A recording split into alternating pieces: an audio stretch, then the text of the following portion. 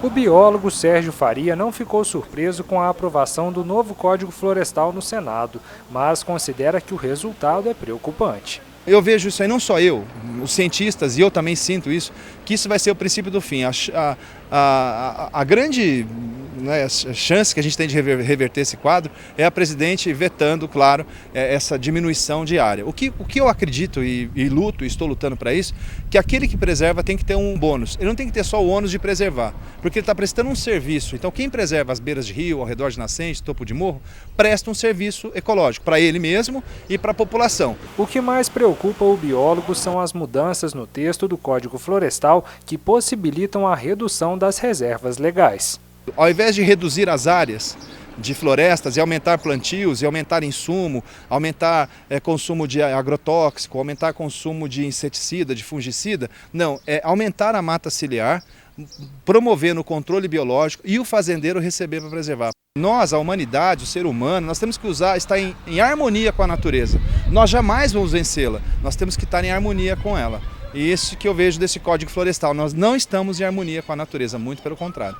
O projeto para a reforma do Código Florestal havia sido aprovado na Câmara dos Deputados em maio deste ano. Depois, o projeto passou por diversas comissões do Senado antes de entrar em votação no plenário. Agora, aprovado pelos senadores no último dia 6 de dezembro, o projeto volta para a Câmara dos Deputados, para que eles possam analisar as mudanças feitas no texto e aprová-las ou não.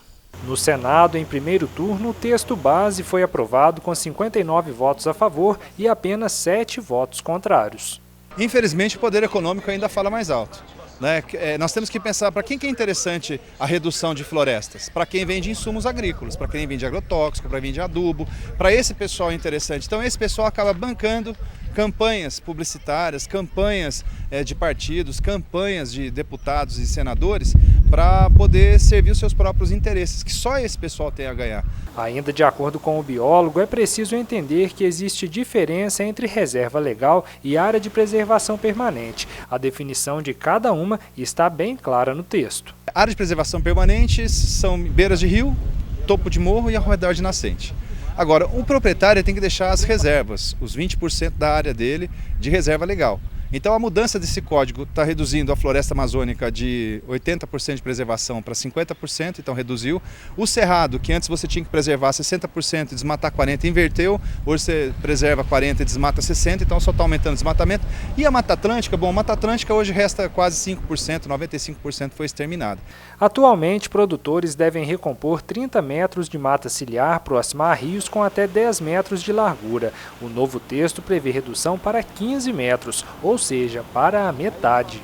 Antes, o mínimo para você preservar era 30, o máximo para preservar em beira de rio, que a gente fala de APP, de área de preservação permanente, áreas de preservação permanente, eram 30 metros o mínimo e no máximo 500 metros.